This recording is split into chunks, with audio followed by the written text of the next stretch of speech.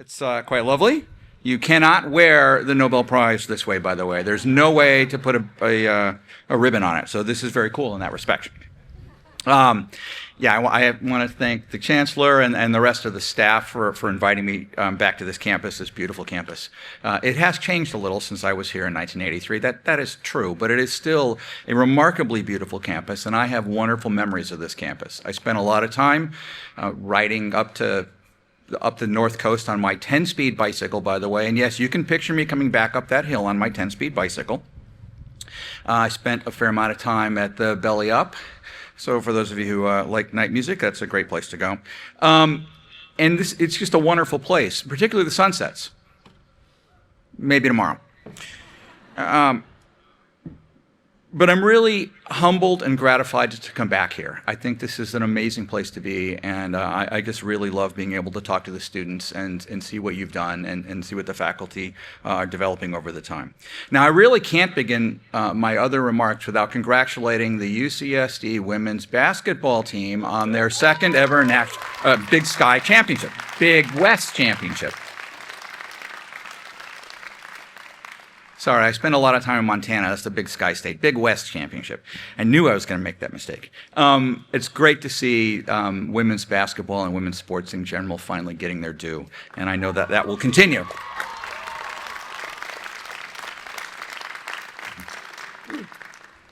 Most importantly, however, I want to thank the graduates. I want to congratulate the graduates. Along with your friends and your family, this is an amazing time in your life, and I really hope you enjoy every moment of this day and the next few days as some of you recover from whatever happens tonight. But you've learned a lot in your years here at UCSD. You've learned a lot of practical skills, but beyond the practical skills, you've actually learned how to learn, and that will be incredibly valuable to you going forward. In an era where information is incredibly easily transmitted and incredibly easily manipulated, the ability to tell fact from fiction has never been more important. And I think you're well prepared to be able to do that. Now, I know the times we're in, they're complicated, they're challenging, yet I remain immensely immensely hopeful for what's coming up for all of you going forward. People want progress. You want progress for yourself, for your family, for your friends. You even want progress for people across the planet you've never met. Progress is not linear. Progress does not occur without effort. But by graduating from UCSD, you've started but not finished the path towards that progress. So as I reflected, a lot of wind going on here, as I reflected on today's commencement and what I might say that might resonate, I asked a lot of people if they remembered who spoke at their graduation. About half of the people could put a name to that. No one could say what they said. So, that's interesting. So I decided that this is much more about the spirit of what I say than any words that I actually say. So you may forget the words, but I hope you take away some of the spirit. But here's what I won't do. I will not give you unsolicited advice.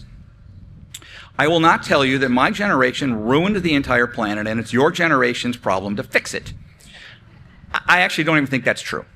There are things in this world that are broken.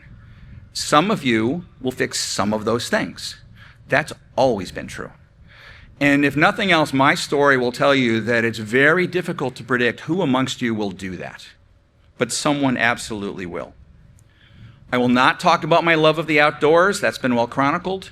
I will not talk about my love of all dogs. And I won't, tell you anything else that suggests that I want you to do something particular. Today, I want to tell you about my journey to UCSD and my journey from UCSD and how it ended in Stockholm at a very special day, and a day that I never would have imagined when I was sitting out in those chairs in 1983. There's a line from a movie in 1987 in which William Hurt says, "What do you do when your real life exceeds all your dreams?" And in the movie, the response from Albert Brooks is, "You keep it to yourself." I'm not going to do that. I'm going to tell you a little bit about how I got here And I hope that the enjoyment that I've had and the success that I've had happens to every one of you. So there's a couple of themes here. First, start from normal. I'm a pretty normal guy. I did not grow up in Lake Wobegon. For those of you who don't know where that is, ask your parents, or more likely your grandparents. They probably will. I was an average kid in a middle-class family, and I knew very early I was not going to go to a four-year college coming out of high school. I was not smart enough or in any other way talented enough to get a scholarship. And we did not have enough money for 4 years of college. So, like many of you, I went to community college for 2 years. It was awesome. It was awesome.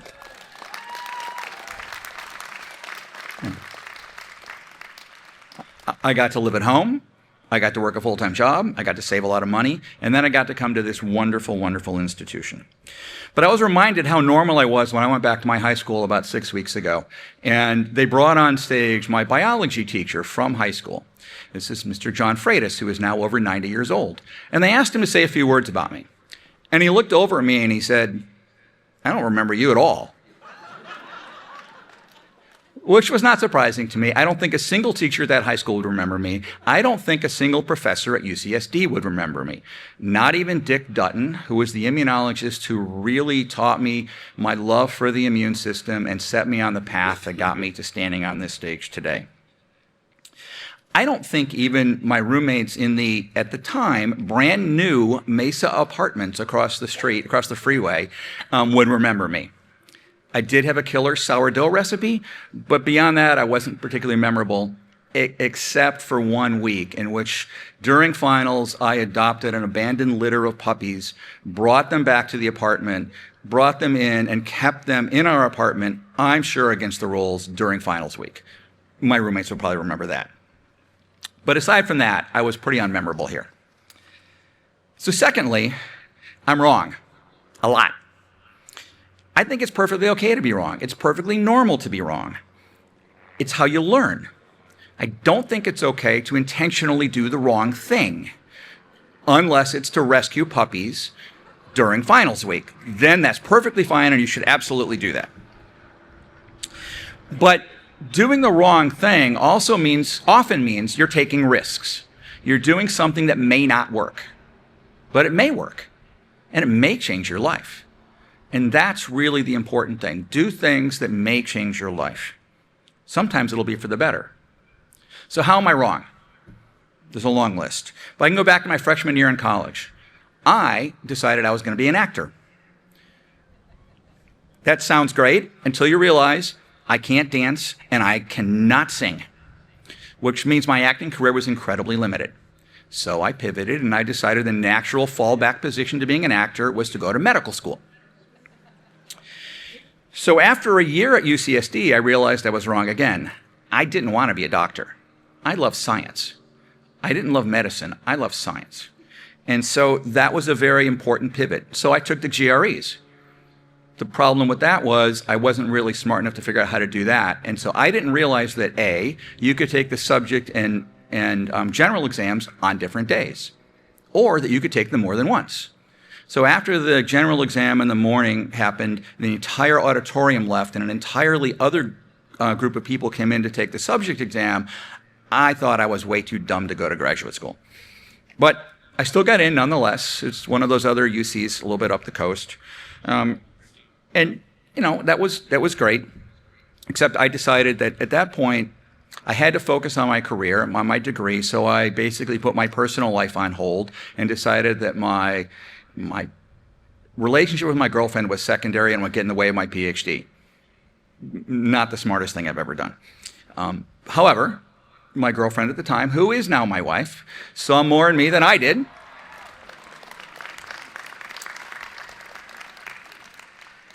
She stuck with me, and she's been with me, and we've been together for 40 years. So who's to say what's right or wrong?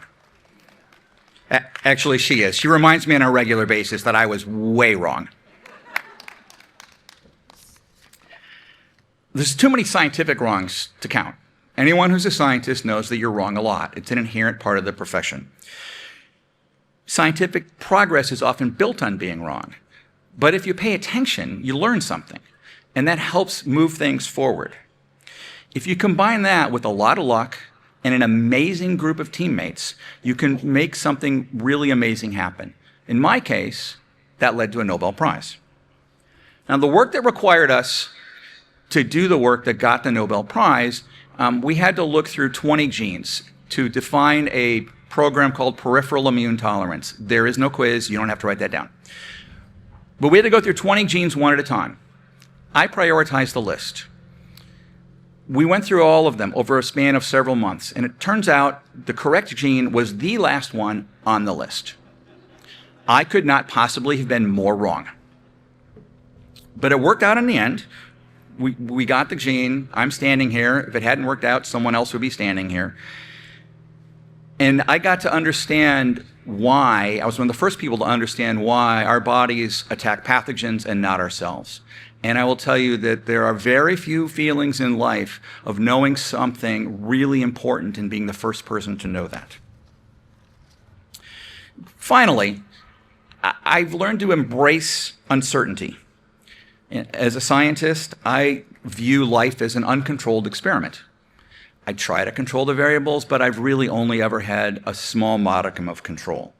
And I think a little chaos can be okay, like an apartment full of puppies during finals week. For me, what's been important is how you respond to uncertainty, and that really is what makes the difference in how successful you're going to be. And there will always be uncertainty, and there will be chaos. Importantly, and this not unsurprisingly, other people's decisions will actually affect your life dramatically. It certainly affected mine. My fiancée, Laura, could have said no. She didn't, thankfully for me. After I got my PhD, I tried to get into 2 labs, Jim Allison at UC Berkeley and Pippa Merrick in Colorado. They both turned me down. Jim's gone on to be a really good friend. Pippa is still a scientific mentor. Her reason for turning me down is, to me, iconic. She said, if I take one more person in my lab, someone will end up doing something stupid. It's kind of hard to argue with that kind of logic. I know that if I'd gone to either one of those labs, I would have had a great scientific career. They're both amazing mentors. But I wouldn't have had the scientific career that I actually had. And there's almost no chance I would have had a Nobel Prize. Ironically, about 4 years after we did all the work that eventually won the Nobel Prize, the English company that had bought our little biotech shut us down and let us all go. So that was surprising at the time. And we all went looking for jobs, never imagining what was going to happen 20 plus years later. However, if I hadn't been let go, I wouldn't have gone sailing in Puget Sound on a windless day with a really good friend of mine and a colleague, and we wouldn't have had a conversation that led to my going to the Parker Institute for Cancer Immunotherapy. And if I hadn't gone to the Parker Institute, I probably wouldn't have helped start a company which is now trying to treat autoimmune patients with the very technology we identified and discovered 25 years earlier.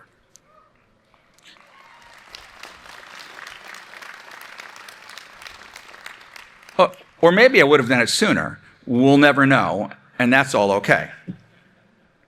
My path was definitely not linear. There were lots of things that were out of my control, but my intention throughout my scientific and professional life has always been to try to do something that was interesting and potentially useful. Happily, both of those things turned out to be true for me. I had a fantastic career before I ever won any prize. Curiosity, risk-taking, tenacity, adaptability, teamwork. Those are all things that made my life more productive and more enjoyable. I'm not suggesting that having a plan isn't a good idea. I've had lots of plans. But for me, how I responded to what life handed me was far more important than any plan I ever developed.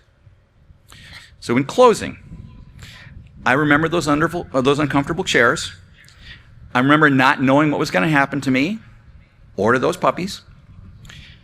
I was intimidated by the idea of going to graduate school. I thought I was in over my head. I was an average guy. I was wrong a lot. I didn't feel like I had any control. But I was okay. I was actually, in hindsight, better than okay. You are too. You're all well prepared. Don't worry. For me, here's what made some of the difference. And there's nothing magical about this. being pretty average and pretty normal is just fine. It's a really good place to start. I worked harder at the things I liked doing. I surrounded myself with talented, interesting people. I was wrong a lot. I paid attention. It taught me a lot. You don't have to be an extraordinary person to have an extraordinary life. Hopefully, some of you will remember some of this. And that's perfectly fine if you forget my name. Thank you very much. Congratulations to the class of '26.